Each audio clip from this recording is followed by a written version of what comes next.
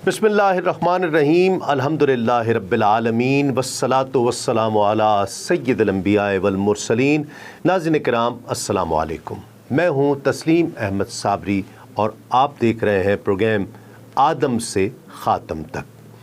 नाज़रीन किराम, इस प्रोग्राम में आप जान सकेंगे उन अंबियाए किराम के मुस्तनद और मुत्तफ़क़ अलैह अहवाल जिनका ज़िक्र अल्लाह रब्बुल इज़्ज़त ने कुरान मजीद में फ़रमाया है। आज के इस इब्तिदाई प्रोग्राम में हम बात करेंगे कि कायनात की तख्लीक से पहले आलम अरवाह में क्या हुआ, कायनात कैसे मारिज़ वजूद में आई, बिलखुसूस इस आलम रंगो बू में ज़िंदगी का वजूद और हयात इंसानी के लिए ज़रूरी अनासर के मकासद क्या है, और बयान किया जाएगा कि अंबिया की बेसत का मकसद क्या था। नाज़रीन किराम, अव्वलु मा खलक़ल्लाहु नूरी, अल्लाह करीम ने सबसे पहले मेरा नूर पैदा फरमाया। यहाँ से लेकर ला नबी अबादी, मेरे बाद कोई नबी नहीं, यहाँ तक इस सफ़र में कम व बेश 1,24,000 पैगम्बर तशरीफ़ लाए, जो रहमतुल लिल आलमीन ख़ातमुन नबिय्यीन हज़रत मोहम्मद मुस्तफ़ा सल्लल्लाहु अलैहि वसल्लम की आमद की खुशखबरियाँ बाँटते रहे। बिल्कुल उसी तरह जिस तरह खुशगवार हवाएं बारिश बरसने से पहले बारिश की नवीद सुनाती हैं, क्योंकि करीमुन नफ्स रब्बुल आलमीन ने रहमतुल लिल आलमीन को मबूस फरमाना था। इब्न असाकिर ने बसनद कुरैब हज़रत इब्न अब्बास रज़ी अल्लाह ताला अन्हुमा से रिवायत किया है कि आप सल्लल्लाहु अलैहि वसल्लम फरमाते हैं कि अल्लाह ताला हज़रत आदम अलैहिस्सलाम और बाद में आने वाले अंबिया को नबी करीम पर ईमान लाने का हुक्म फरमाते रहे। तमाम उम्मतें आप सल्लल्लाहु अलैहि वसल्लम की तशरीफ़ आवरी की खुशखबरी सुनती सुनाती रहीं और आपके वसीले से फ़तह की दुआएं मांगती रहीं, यहाँ तक कि अल्लाह रब्बुल इज़्ज़त ने आपको बेहतरीन उम्मत, बेहतरीन ज़माने, बेहतरीन साथियों और बेहतरीन शहर में मबूस फरमाया। इमाम कस्तलानी हज़रत जाबिर बिन अब्दुल्लाह रज़ी अल्लाह ताला अन्हुमा से रिवायत करते हैं, मैंने अर्ज़ किया, या रसूल अल्लाह, मेरे माँ बाप आप पर क़ुरबान, मुझे बताइए कि अल्लाह रब्बुल इज़्ज़त ने सबसे पहले क्या चीज़ पैदा फरमाई। हुज़ूर नबी करीम सल्लल्लाहु अलैहि वसल्लम ने फरमाया, ए जाबिर, बेशक अल्लाह ताला ने तमाम मखलूक से पहले तेरे नबी का नूर अपने नूर से पैदा फरमाया। फिर वो नूर मशीयत एज़दी के मुताबिक जहाँ चाहता सैर करता रहा। उस वक्त लौह थी न कलम थे, जन्नत थी न दोज़ख और न ही फरिश्ते, आसमान था न ज़मीन, सूरज था न चाँद, जिन थे न इंसान। जब अल्लाह रब्बुल इज़्ज़त ने इरादा फरमाया कि मखलूक़ात को पैदा करे तो उस नूर को 4 हिस्सों में तक़सीम फरमा दिया। पहले हिस्से से कलम बनाया, दूसरे से लौह और तीसरे से अर्श। फिर चौथे हिस्से को मज़ीद 4 हिस्सों में तक़सीम किया। तो पहले हिस्से से अर्श उठाने वाले फ़रिश्ते बनाए, दूसरे से कुर्सी और तीसरे से बाकी फ़रिश्ते।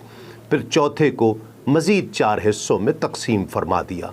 तो पहले से आसमान बनाए, दूसरे से ज़मीन और तीसरे से जन्नत और दोज़ख। अल्लाह रब्बुल इज़्ज़त ताजदार कायनात सल्लल्लाहु अलैहि वसल्लम के नूर से हर शय को तख्लीक फरमाने की वजह ख़ुद हदीस कुदसी में बयान फरमाता है कि अगर मैं इसे पैदा न करता तो न तुम्हें पैदा करता और ना ही ज़मीन व आसमान को। हम बात कर रहे हैं उन लम्हात की जब कायनात तो एक तरफ अभी वक्त की भी तख्लीक नहीं हुई थी। आइंदा के अहवाल की तरफ पेश कदमी करते हुए अल्लाह रब्बुल इज़्ज़त ने अपनी मखलूक में सबसे पहले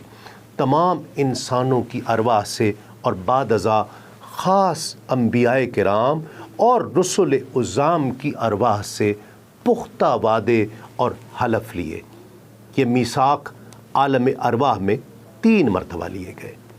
अल्लाह रब्बुल इज़्ज़त ने पहला मीसाक तमाम इंसानों की रूहों से अपनी तौहीद اور الوہیت کا لیا کہ وہ اللہ تعالیٰ کو ایک مانے گا، اللہ کی توحید پر ایمان لائے گا اور اس کے ساتھ کسی کو شریک نہیں ٹھہرائے گا۔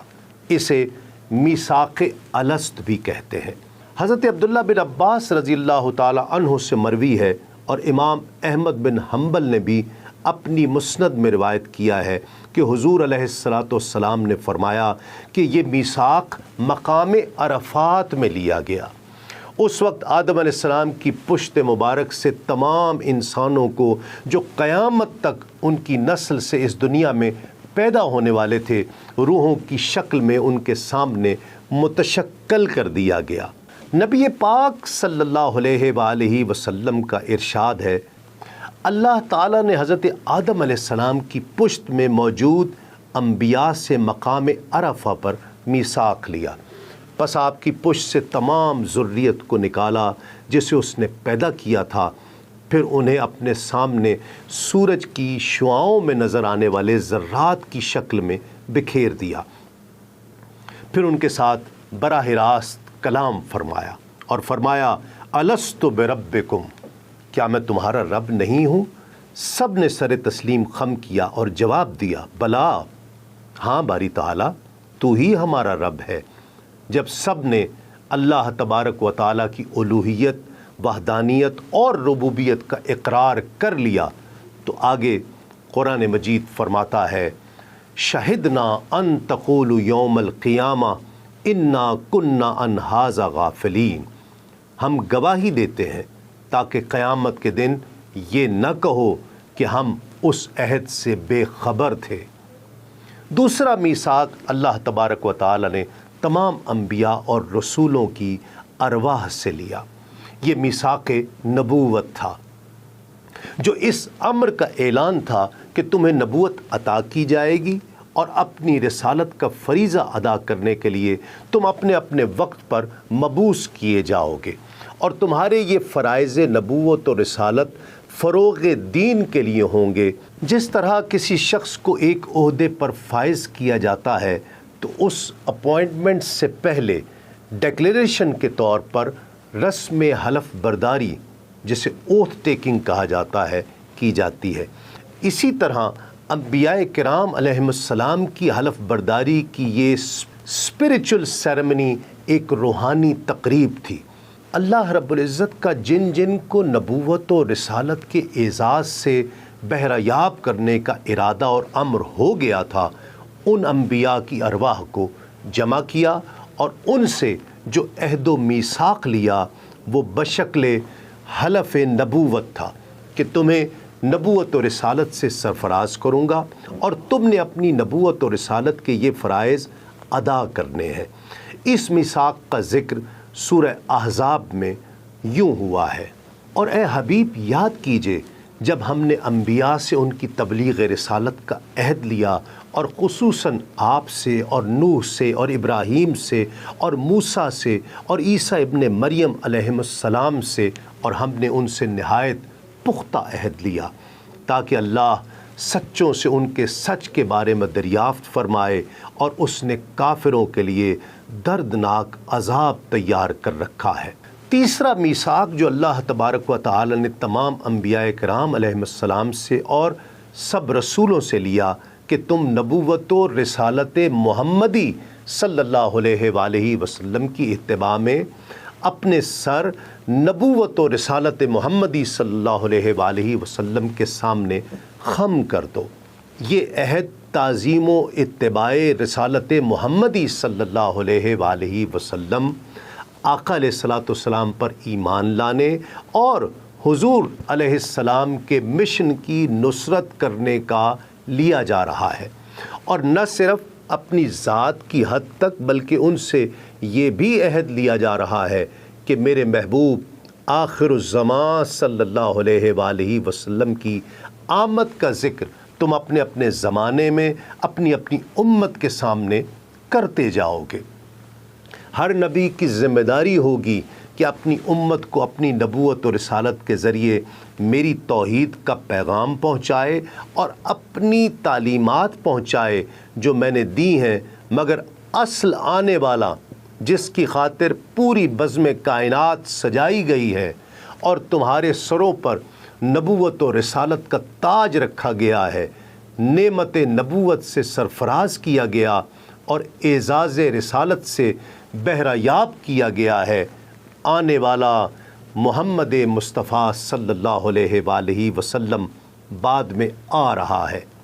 اگر کسی کو وہ زمانہ مل جائے تو ہر ایک کا فرض ہے کہ اس پر ایمان لائے۔ اور اے محبوب وہ وقت یاد کریں جب اللہ نے انبیاء سے پختہ عہد لیا کہ جب میں تمہیں کتاب اور حکمت عطا کر دوں پھر تمہارے پاس وہ سب پر عظمت والا رسول صلی اللہ علیہ وآلہ وسلم تشریف لائے جو ان کتابوں کی تصدیق فرمانے والا ہو، جو تمہارے ساتھ ہوں گی تو ضرور ضرور ان پر ایمان لاؤ گے اور ان کی مدد کرو گے۔ فرمایا کیا تم نے اقرار کیا اور اس شرط پر میرا بھاری عہد مضبوطی سے تھام لیا؟ سب نے عرض کیا ہم نے اقرار کر لیا۔ فرمایا کہ تم گواہ ہو جاؤ اور میں بھی تمہارے ساتھ گواہوں میں سے ہوں۔ آیت مبارکہ کے الفاظ لَتُؤْمِنُنَّ بِهِ کے ذریعے اللہ تبارک و تعالیٰ نے انبیاء کرام علیہ السلام کی نبوتوں کو حضور صلی اللہ علیہ وآلہ وسلم کی نبوت پر ایمان کے ساتھ مشروط کر دیا، اور ان کی رسالتوں کو حضور نبی کریم صلی اللہ علیہ وآلہ وسلم کی رسالت پر ایمان اور حضور صلی اللہ علیہ وآلہ وسلم کی رسالت کی خدمت کے ساتھ مشروط کر دیا کہ تم سب اس نبی پر ایمان لاؤ گے اور ان کی نصرت و مدد کرو گے، پھر تمہارے پاس وہ سب پر عظمت والا رسول صلی اللہ علیہ وآلہ وسلم تشریف لائے جو ان کتابوں کی تصدیق فرمانے والا ہو جو تمہارے ساتھ ہوں گی۔ اس سے ایک تو آن حضرت صلی اللہ علیہ وآلہ وسلم کی ختم نبوت